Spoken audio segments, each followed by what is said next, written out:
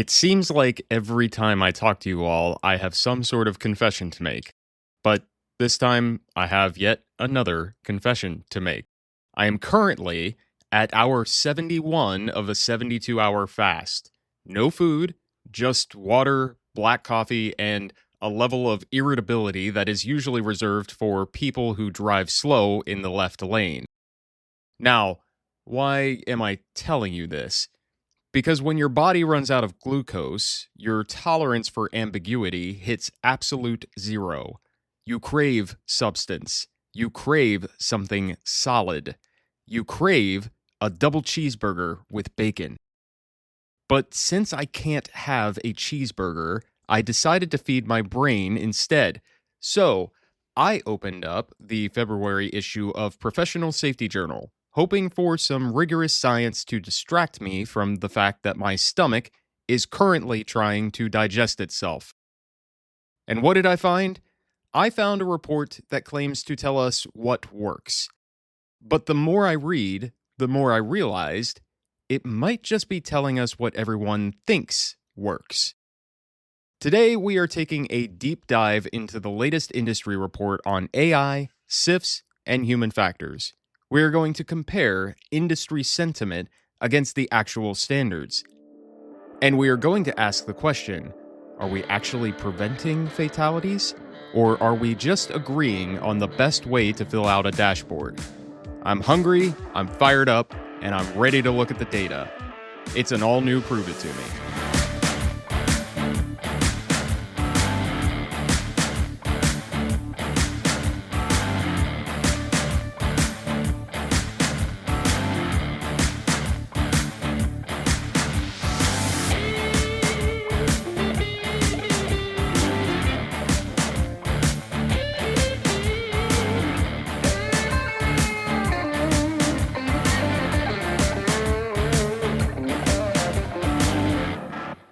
Welcome back to Prove It To Me. I'm your host, Dr. Matt Law. Let's get right into the news. In February, the Professional Safety Journal released a summary of a new white paper by the Works Institute and Evotix, titled Risk Recalibrated, 2026 Executive Leadership Report. Now, before I get into the critique, I want to give credit where it's due. I have a lot of respect for the folks at the Works Institute. They do the hard work of taking the pulse of the industry. They ask the questions that we need to hear answers to. But, and you knew there was a but coming, we have to be very careful about how we read these reports. This is not a peer-reviewed study. This is a survey. It's a snapshot of opinion. The report highlights that 80% of organizations have SIF prevention efforts in place. It says 94% are using digital management. It paints a picture of an industry that is moving fast, adopting AI and focusing on human-centric safety. But here is the catch. The report also admits that nearly 1 in 5 EHS leaders believe their current metrics have no relation to real risk. Think about that for a second. That is nearly 20% of leaders looking at their dashboard and saying, this is nonsense. And my gut tells me the other 80% are just too polite to say it. Let's talk about SIFs, serious injuries and fatalities. The report says that SIF definitions vary widely, resulting in muddled data. Now, this is where my hangry science brain starts to twitch, because we have definitions. We have standards. I pulled up ANSI ASSP Z16.1, published in 2022. This is the standard for safety and health metrics and performance measures. Z16 doesn't just say count the dead bodies. It gives us a framework for leading indicators, lagging indicators, and impact metrics. And crucially, we need to look at another recently updated standard for the definition of serious injuries. We need to use ASTM E2920. So, I pulled up ASTM E2920 published in 2026, just last month, and let me tell you, there is nothing muddled about it. ASTM E2920 gives us precise, rock-solid definitions. It defines life-ending, a fatality. It defines life-threatening, requiring immediate rescue. And it defines life-altering, which is a permanent or significant loss of organ function. But it goes further. It defines PSIF, which is potential serious incident or fatality. And it doesn't just leave it up to your imagination. It gives criteria. For example, if something falls, is it a PSIF? The standard actually gives a math equation. It says mass times height times gravity greater than 40 joules. If a falling object hits with more than 40 joules of energy, that is a PSIF. It defines a fall from height as greater than 4 feet. It defines a motor vehicle crash PSIF as impact speed greater than 15 miles per hour. So, when the survey says definitions vary widely, what that really means is we aren't reading the standard. If 80% of companies are working on SIFs, but they are all using different definitions, we aren't an industry. We are just a bunch of hobbyists working in separate garages. Let's pivot to the shiny object in the room, artificial intelligence. The report is very bullish on AI. It says 44% of companies are exploring AI for automated dashboards. 29% are using it for incident investigations. 44% are using chatbots and copilots for SOPs. Now, I love technology. I'm recording this on a computer that is probably smarter than I am right now. But I want to look at this through the lens of validity. The survey says 58% of leaders are concerned about data quality. Only 58%? That number should be 100%. If you have muddled SIF definitions, as the report admits, and you feed that muddled data into an AI, the AI isn't going to fix it. It's just going to hallucinate a pattern that doesn't exist. Garbage in, artificially intelligent garbage out. And think about the definitions we just talked about. Can an AI determine if a falling object had 40 joules of kinetic energy? Maybe, but only if the human inputting the data measured the weight and the height accurately. If we skip the human intelligence part of gathering accurate data, the artificial intelligence part is useless. I want to pause here and talk about the difference between descriptive and inferential statistics again, because this is crucial for this report. The Works Institute has given us excellent descriptive statistics. They have described what is happening. 42% are piloting AI. That is a fact. But we crave inferential statistics. We want to know, does it work? Does using an AI chatbot for SOPs reduce error rates? Does tracking psychosocial risk actually lower the DART rate?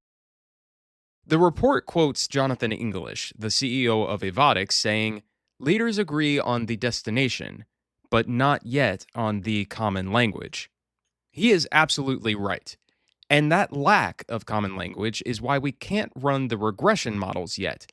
We can't correlate AI usage with safety performance because safety performance is measured differently at every company.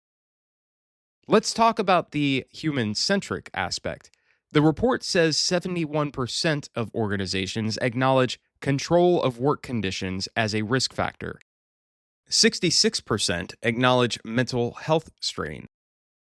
This is great. I am genuinely happy that we are talking about this. But again, let's look at the standards. ANSI Z16 encourages us to look at impact metrics, not just injury rates, but things like employee engagement, turnover, and cultural surveys. If you are one of the 66% who acknowledge mental health strain, how are you measuring it? Are you using a validated survey instrument? Or are you just asking people, how are you feeling, at the toolbox talk? The report mentions neurodiversity and cognitive load. These are complex psychological constructs. You cannot manage cognitive load with a spreadsheet. If we are going to claim we are human-centric, we need to measure the human experience with the same rigor that we measure the kinetic energy of a falling object.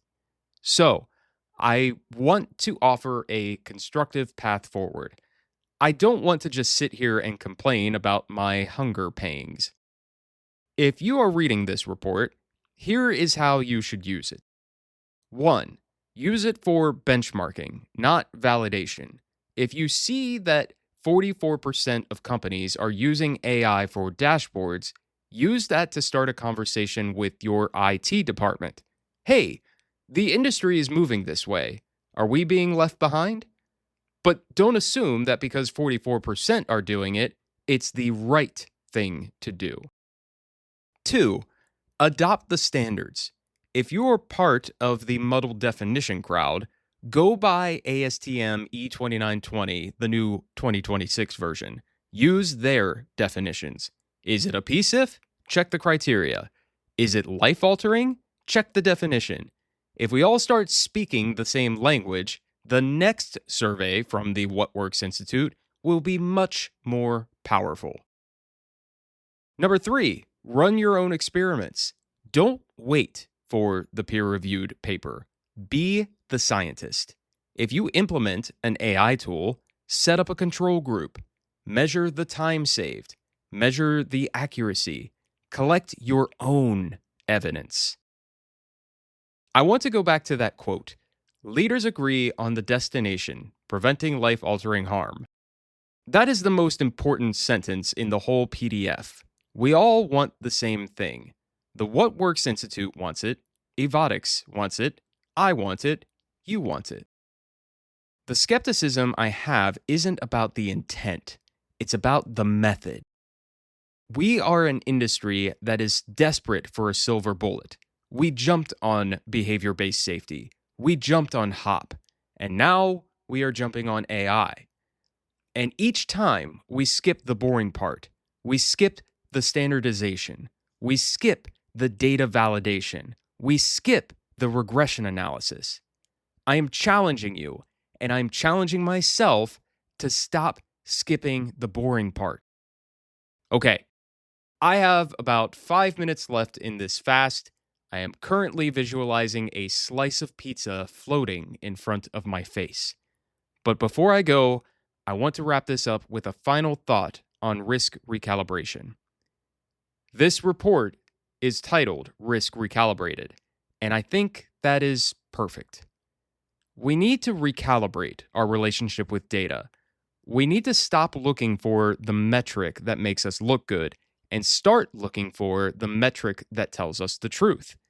If ANSI Z16 tells us our rate is bad, good. That is data. If ASTM E2920 tells us our recording method is flawed, good. That is data. Embrace the bad news, because the bad news is the only news that can actually help you save a life. The good news? That's just marketing. That's it for this deep dive. I'm going to go break my fast. I haven't decided what I'm going to eat yet, but I can promise you it will not be low calorie. Check the show notes for links to the Works Institute report. It is worth a read, seriously. And check the links for the ANSI and ASTM standards. If you don't have them in your library, get them. As always, if you have research you want to share, or if you want to send me a pizza, email me at contact@proveitpod.com. Until next time, I'm Dr. Matt Law. Stay skeptical, stay hungry, and stay safe.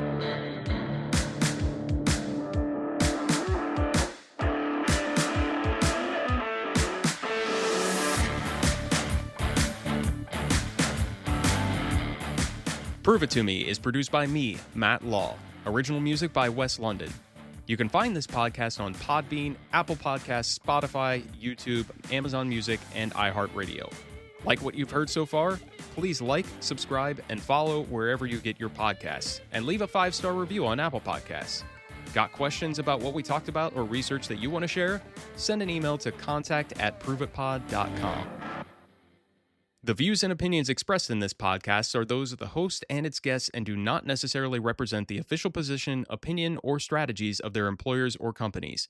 Examples of research and data analysis discussed within this podcast are only examples. They should not be utilized in the real world as the only solution available, as they are based on very limited, often single use case, and sometimes dated information. Assumptions made within this discussion about research and data analyses are not necessarily representative of the position of the host, the guests, or their employers or companies.